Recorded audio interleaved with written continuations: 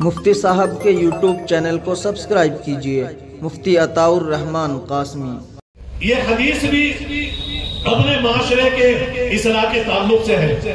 اگر آپ نے طے کر لیا کہ بھئی چلو یہ چار باتیں ہمیں بتائی گئی ہیں، یا تو چاروں پر عمل کریں گے یا چاروں میں سے ایک دو پر عمل کریں گے، تو میں سمجھتا ہوں انشاءاللہ آپ کا یہاں جلسہ لانا کامیاب ہو جائے گا۔ کیا فرمایا اللہ کے نبی صلی اللہ علیہ وسلم نے؟ اس حدیث کو سنو۔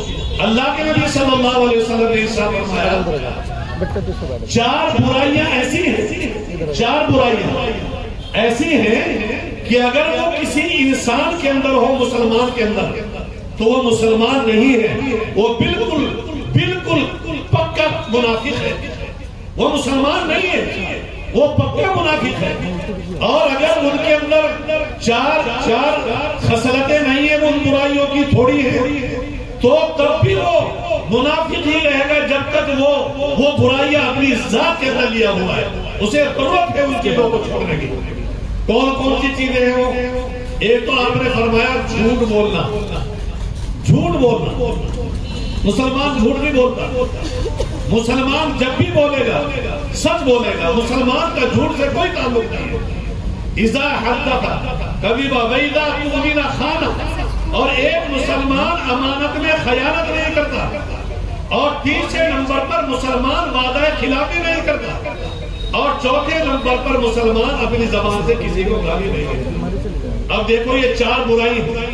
اب دیکھنے کے اعتبار سے تو چھوٹی چھوٹی لگ رہی ہے، اسی لیے کہ ہمارا معاشرہ آج ان برائیوں کی دلدل میں ایسا دھسا ہوا ہے کہ ہم صبح سے شام تک بہت سے ہمارے بھائی جھوٹ ہی جھوٹ، جھوٹ ہی جھوٹ، جھوٹ ہی جھوٹ، صبح سے شام تک جھوٹ بول رہا ہے، امانت میں خیانت کر رہا ہے، لین دین کا معاملہ ہمارا بہت خراب ہو گیا، کسی کا لے کے دیتے نہیں ہیں۔ اچھا جی، اور جناب وعدہ خلافی، یہ تو اس کے اندر تو بہت بگاڑ ہے، وعدہ خلافی کے اندر تو بہت بگاڑ ہے۔ جھوٹے وعدے کریں گے، کسی سے پیسے لے لیے، یہ تمہاری امانت ہم 15 دن میں واپس کر دیں گے، اور بھائی کی نیت بھی نہیں ہے دینے کی، کہاں سے دے دے گا؟ اس کی تو نیت دینے کی نہیں ہے۔ تو اب جناب وہ جھوٹ پر جھوٹ وعدے کرے گا، کل دوں گا، پرسوں دوں گا، اگلے مہینے میں دوں گا، دوسرے مہینے میں دوں گا۔ اور وَإِذَا خَاصَمَ فَجَرَ، گالی دینا۔ مسلمان کا کام گالی دینے میں نہیں ہے۔ اللہ نے مسلمان کو جو زبان دی ہے اس سے قرآن شریف کی تلاوت کرے، درود شریف پڑھے، اللہ کی حمد و ثنا بیان کرے، دین کی باتیں کرے، تبلیغ کا کام کرے، لوگوں تک دین کی باتیں پہنچائے۔ لیکن جناب صبح سے شام تک گالی، اور بہت سے لوگ اسے فیشن سمجھتے ہیں، فیشن سمجھتے ہیں۔ جب تک ہر بات کے اندر وہ گالی نہیں دیں گے تو جناب انہیں مزہ نہیں آنے گا۔ فرمایا اللہ کے نبی صلی اللہ علیہ وسلم نے کہ جب کسی مسلمان کی زندگی کے اندر یہ چار برائی ہوگی تو یوں فرمایا وہ مسلمان نہیں ہے، وہ پکا منافق ہے۔ اور ایک حدیث میں یہ ہے کہ چاہے وہ نمازیں بھی پڑھتا ہو اور چاہے وہ روزے بھی رکھتا ہو، عمرے بھی کر رہا ہے، ہر سال عمرے بھی کر رہا ہے، حج بھی کر رہا ہے، اور جناب روزے بھی رکھ رہا ہے، اپنے مالوں کی زکات بھی نکال رہا ہے، نمازیں بھی پڑھ رہا ہے، لیکن اللہ کے نبی نے کیا فرمایا؟ اگر یہ برائی اس آدمی کی زندگی کے اندر ہے تو وہ کیا نہیں ہے بھائی؟ وہ مسلمان نہیں ہے، وہ کیا ہے؟ وہ منافق ہے۔ اور منافق کے بارے میں آپ نے سنا، ان المنافقین فی الدرک الاسفل۔ قیامت کے دن منافقین یہ وہ لوگ تھے مدینہ منورہ میں جو مسلمانوں کا مذاق اڑایا کرتے تھے، اللہ کے نبی کا مذاق اڑایا کرتے تھے، اور ان کی ساری صلاحیتیں اس بات کے اوپر خرچ ہوتی تھی کہ اسلام کو اور مسلمانوں کو کیسے تکلیف پہنچے۔ ہر موقع پر انہوں نے دھوکہ دیا۔ اس لیے قیامت کے دن اللہ تعالیٰ کافرین سے بڑا عذاب دے گے ان کو، منافقین کو، جہنم کے سب سے نچلے طبقے کے اندر جو ہے ان منافقین کو ڈالا جائے گا۔ تو بھائیو بزرگو، اب آپ اندازہ لگائیں، ہم لوگ نمازیں بھی پڑھ رہے ہیں، روزے بھی رکھ رہے ہیں، حج بھی کر رہے ہیں، اور سارے اچھے اعمال کر رہے ہیں، اور جناب والا یہ ساری برائیاں ہماری زندگیوں کے اندر ہیں۔ ہم جھوٹ بھی بول رہے ہیں، امانت میں خیانت بھی کر رہے ہیں، لوگوں کو دھوکہ بھی دے رہے ہیں، اور جناب ہم لوگوں جو ہے اپنی زبان سے ہر وقت گانے بھی دے رہے ہیں۔ تو ٹھیک ہے، ہم اپنے آپ کو مسلمان سمجھتے رہیں۔ میرا نام عبداللہ ہے، آپ کا نام عبد الرحیم ہے، آپ کا نام عبد الرحمن ہے، کسی کا نام غفار ہے، ستار ہے،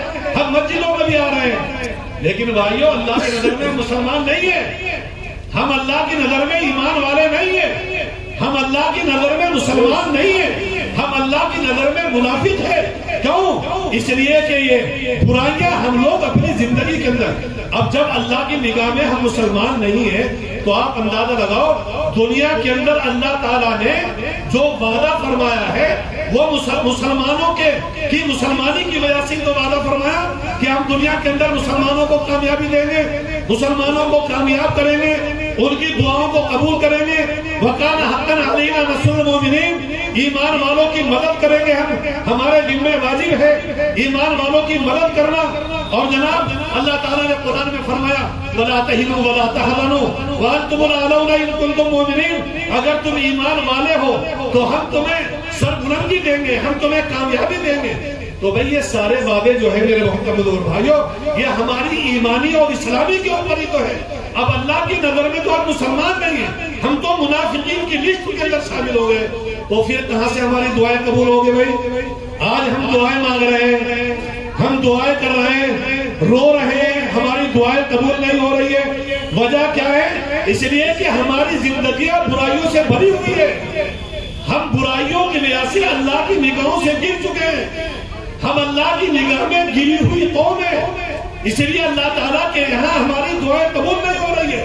ورنہ ایک زمانہ وہ تھا مسلمانوں کے اوپر تھوڑے سے حالات آئے اللہ کی طرف سے بدل آ رہی ہے۔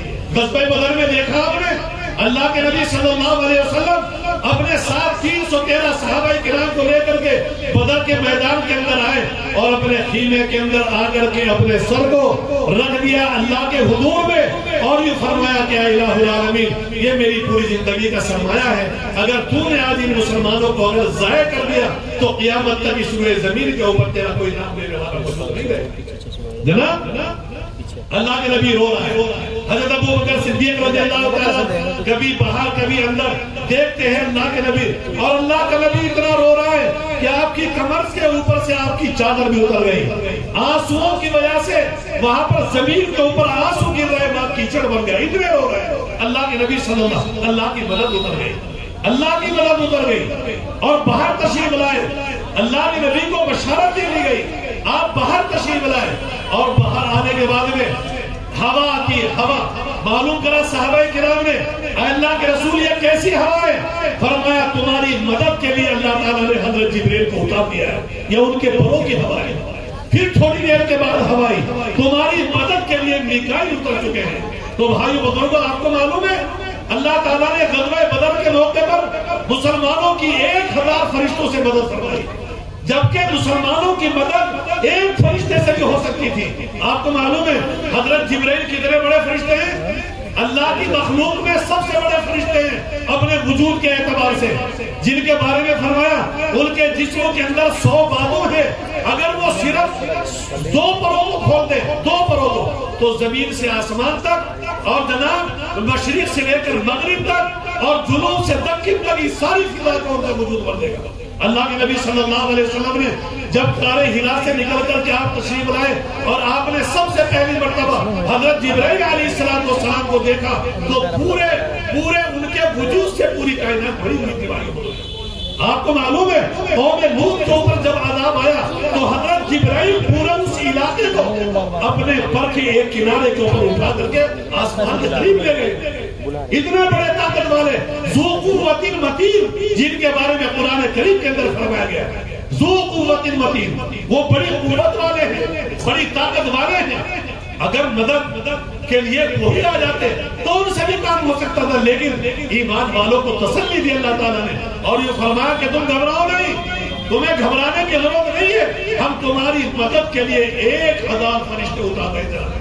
اور آپ نے پھر دیکھا کہ کائے پکڑ گئی۔ تو بھائیو بزرگوں ایک زمانہ وہ تھا مسلمان صحابہ کرام جناب والا وہ اللہ کے لیے ہاتھ اٹھائے، ایک صحابی چلے ہوئے جا رہے ہیں، ان کا گدھا مر گیا راستے میں، اس کے اوپر سوار ہو کر کے جا رہے تھے، اپنے گدھے سے اترے اور ایک طرف کو وضو کرنے کے بعد میں انہوں نے 2 رکعت نماز نفل پڑھی، 2 رکعت نماز نفل پڑھی اور یہ فرمایا کہ اے الہ العالمین تجھے معلوم ہے میں تیرے دین کی سربلندی کے لیے فلاں جگہ پر جا رہا ہوں، اے اللہ مجھے فقیر نہ بنا، میں لوگوں کے سامنے سواری مانگتا پھروں، اے اللہ میرا اس بات کے اوپر ایمان اور یقین ہے کہ تو اس میرے گدھے کو دوبارہ زندگی دینے پر قدرت رکھتا ہے۔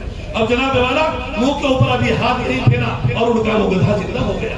یہ مسلمان تھے، یہ تھے مسلمان بھائیو بزرگوں، ساری دنیا کے اندر ان کا ڈنکا بج رہا ہے، ساری دنیا کے اندر ان کی گونج تھی بھائیو بزرگوں، ان کی حکمرانی جانوروں کے اوپر، ہوائوں کے اوپر، پانی کے اوپر ان کی حکومتیں تھی، ساری دنیا ان کی تقلید کر رہی تھی، ساری دنیا ان کا کہنا مان۔ ایک صحابی کے بارے میں آتا ہے، ایک صحابی کے بارے میں کہ جناب والا وہ چلے بیچارے اپنے قافلے سے بچھڑ گئے اور جنگل بیابان حق عالم، اب کیا دیکھتے ہیں سامنے شیر کھڑا ہوا ہے، ان صحابی کا نام حضرت سفینہ ہے، لیکن وہ شیر سے ڈرے نہیں، شیر کی نظروں میں نظریں ڈالی اور یہ ارشاد فرمایا کہ وہ شیر اگر تو جنگل کا بادشاہ ہے تو میں اپنے زمین کا بادشاہ ہوں، اور دیکھ سن میں کوئی عام آدمی نہیں ہوں، میں مسلمان ہوں، مسلمان، میں اللہ کے نبی کا امتی ہوں، میں اللہ کے رسول کا غلام ہوں، اور میرا یہاں پر آنے کا مقصد کوئی میں بزنس مین نہیں ہوں، میں کاروباری نہیں ہوں، میں اپنے رشتہ داروں سے گھومنے کے لیے اور ملاقات کرنے کے واسطے نہیں آیا ہوں، میرا صرف ایک مقصد ہے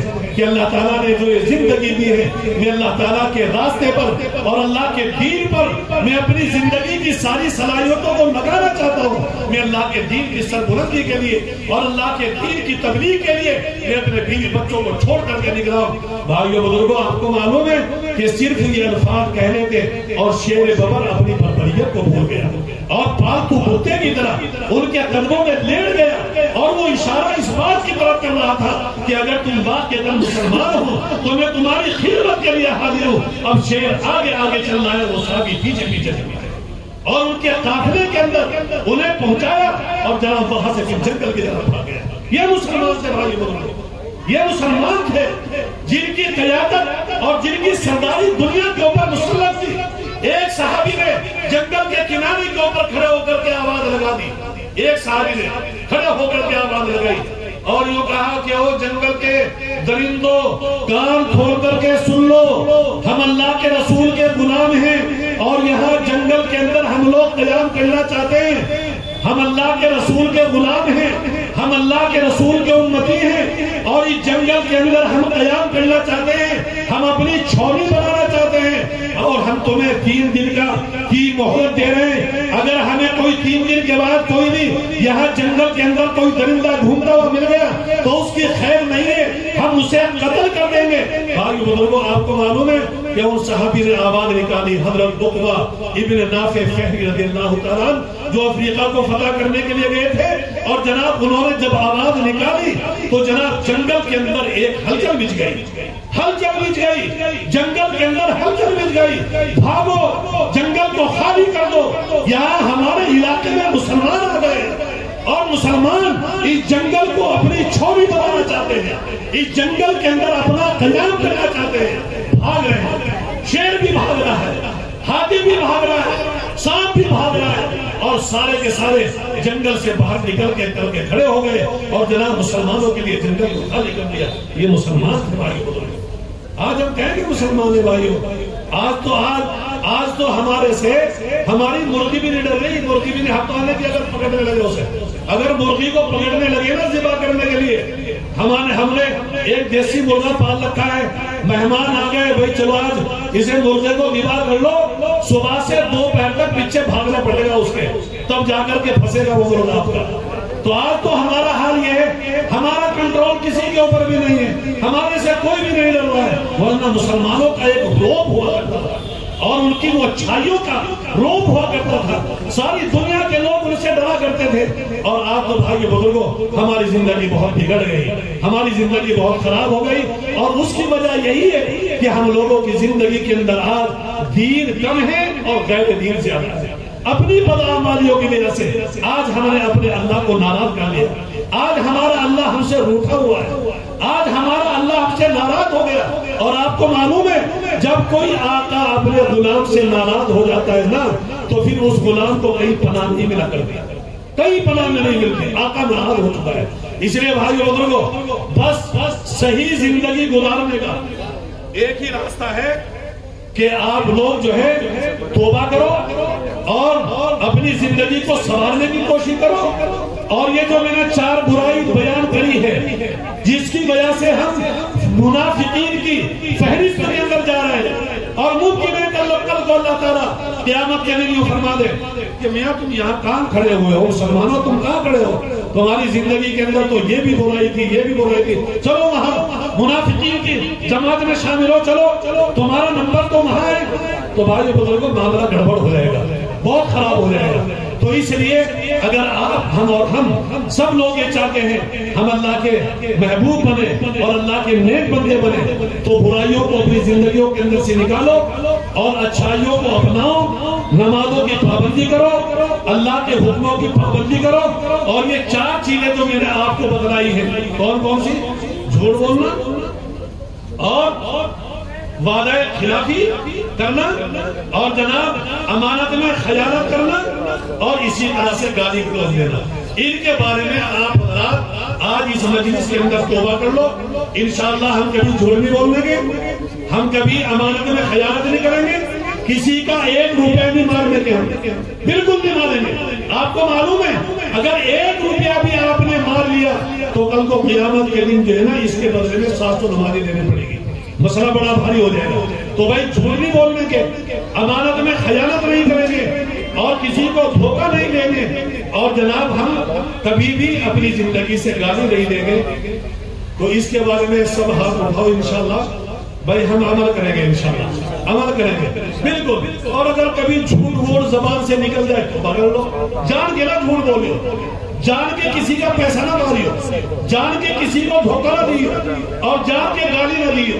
لیکن چونکہ یہ چیزیں ہماری زبان کے اوپر آج بڑی رٹی ہوئی ہے، اگر کبھی جھوٹ نکل جائے، گالی نکل جائے تو فوراً اللہ کے حضور میں توبہ، اے اللہ مجھ سے غلطی ہو گئی، معاف فرما دے. اللہ کی ذات بہت بڑی ہے، اللہ تعالیٰ معاف فرما دیں گے.